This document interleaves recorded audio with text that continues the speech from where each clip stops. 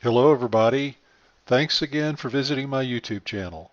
This is the place where we discuss the Lord's Recovery Movement of Witness Lee, also known as the local church movement.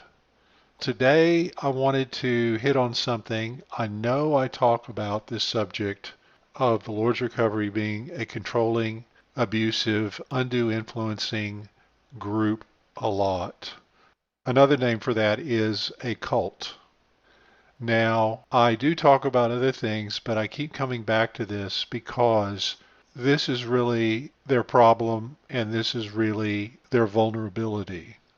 It's clear as day, once you do the research, that this is what the Lord's Recovery is.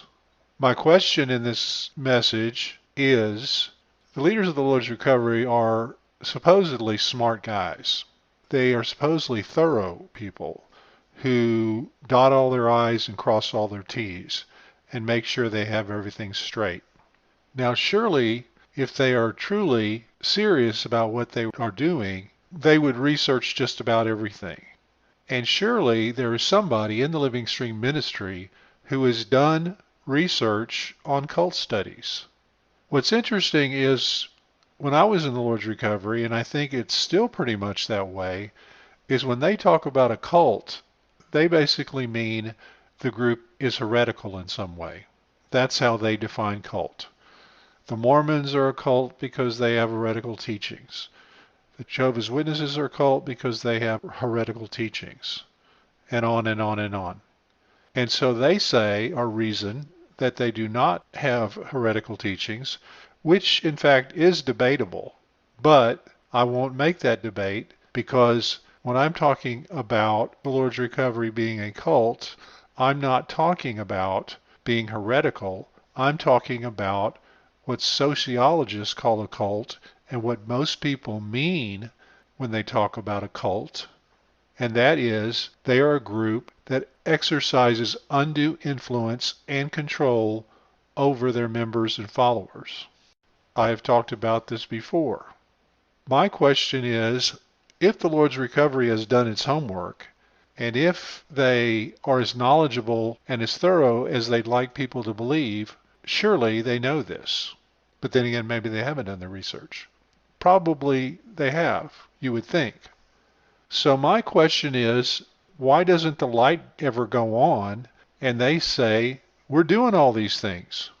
We have uplifted a leader as being practically flawless and unquestionable. We do put pressure on our members to stay here. We do threaten them with spiritual disaster if they do leave us. We do say we're the one true way. We do have questionable business dealings. We have had sexual abuse by leaders. These are all the common characteristics of what society and people mean by the word cult. Now, the Lord's Recovery doesn't want to be considered a cult, and they've even sued people for calling them a cult. Walter Martin included the Lord's Recovery in the original edition of his book, The Kingdom of the Cults. And the Lord's Recovery sued over it, and eventually the chapter on them was removed in later editions. The Lord's Recovery has tried other lawsuits to stop publication of things referring to them as a cult. They obviously do not want to be considered a cult. And I understand that. Who would? And yet, you would think, instead of wasting all this money suing people for calling them a cult, the light would go on and they would just say, why don't we stop acting like a cult? Why don't we stop revering Witness Lee so much? Why don't we stop calling ourselves the one true way? Why don't we stop elevating ourselves as some unbiblical group called the Lord's Recovery? Why don't we stop saying our churches are the only churches in the city? Why don't they? Now these guys are ostensibly smart guys. So, Lord's Recovery leaders, you don't want to be considered a cult? You don't like being considered a cult? Let me tell you, you know the saying, if it looks like a duck and walks like a duck and quacks like a duck, then it's probably a duck. And it's the same thing with a cult. Do you understand that? You guys don't even know what a cult is. That's your problem. You think, oh, we don't have any heretical teaching, so we can't be a cult. Ha ha ha. Too bad. You got the hallmarks of what sociologists label as a cult. I just provided some footage of IBLP, which was a cult, which contained the testimony of former members who talked about their cult-like control, which very much sounded like a lot of things the Lord's Recovery does. And yet, you're still aghast and shocked and stunned and clueless and wondering why anyone would think you are such a thing. I mean, this isn't rocket science, guys. It's not rocket science. So what's the problem? You don't want to be considered a cult? Stop acting like a cult. And maybe people will stop calling you one. But as long as you act like one, you're going to get called one. Okay? That's the way reality works. Not your version of reality where you get to talk out of both sides of your mouth, where you get to act like something and say we're not that. It doesn't work that way. Now, the word cult actually comes from the word cultivate, which meant they cultivated devotion to a particular god or set of gods. The word eventually came to mean excessive devotion. A lot of mainstream religions started as something that could be considered a cult, and that's the way it happens sometimes.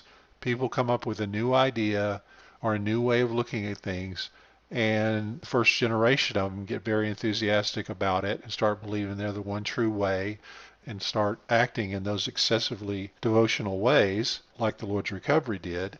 They either continue that way and usually fizzle out or become very marginalized and fringe, or they integrate into an acceptable way in society. In other words, they don't bully and push their members around and make claims for themselves that they cannot support and back up. The Lord's Recovery has never done this. That's the thing about them. They are so convinced that they are the one true way that here we are 90 years after Watchman Nee got things fired up, 70 years after Witness Lee took over, 60 years after he came to America and brought his movement here, and they still are saying the same things that they said back then. They have not integrated into society. Now, it might cause them to be horrified to think about that, and that's submitting to the world or giving into the world. No, you can still practice your religion. You're just not allowed to abuse people.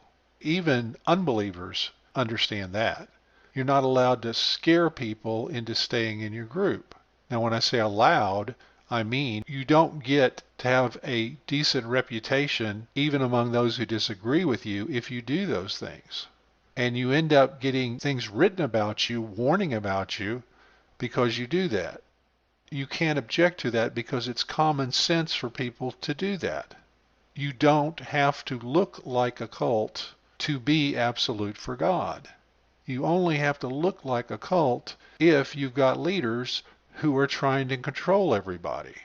And that's the way it works. And so my question to the leaders of the Lord's Recovery is, why haven't you figured this out? What is the problem? What is the mental block here?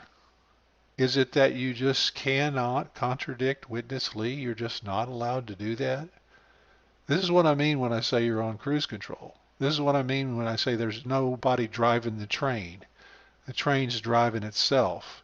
You've just super glued the controls on the train in one place, and it's going to keep going in that direction, and there's nothing anybody can do because Witness Lee was right about everything, even what he was wrong about.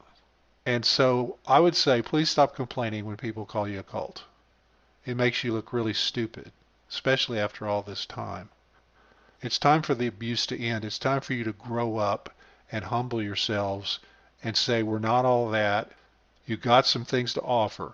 I honestly believe that God raised up Witness Lee for purposes. There were two of them, and they were either number one, he delivered a lot of good things to the church about the inner life and about contacting the Lord and about walking in the Spirit. and those types of things. And the other one was the alternate or the contingency, and that was he would become a warning to everybody about what happens when somebody takes on the attitude he did and you did, saying we're it and they're not and everybody needs to join us. What happens is it's just you and a few people on your train continuing down the track. Unfortunately, people like me have to speak out because you damage people with that kind of message. And it needs to stop. And you need to wake up. You need to grow up. You guys aren't getting any younger. You're going to be with the Lord soon. What are you going to tell him about the way you abuse people? What are you going to say? Oh, we were just doing it for your recovery. What if he says, you know, I never had a recovery. That's something you made up. What did you get this recovery thing? It's not in my word. What are you going to tell him then? So this is my message today, straight from the heart. I'm just stunned that you guys can't get this. It's astounding. I'll keep talking because I think people need to hear it. And you're welcome to reply. I welcome comments on my YouTube videos. Feel free to reply there. Give me an answer. Start out with explaining how you get to say a church can't have a name, but you can call yourself the Lord's Recovery. Explain that to me. It's something that doesn't insult my intelligence. I don't think you can do it. And so here we are. It's Sunday, January 14th, 2024. It's freezing cold here. It probably is where you are, unless you're in Florida or on California coast. I hope you enjoyed this message. Take care.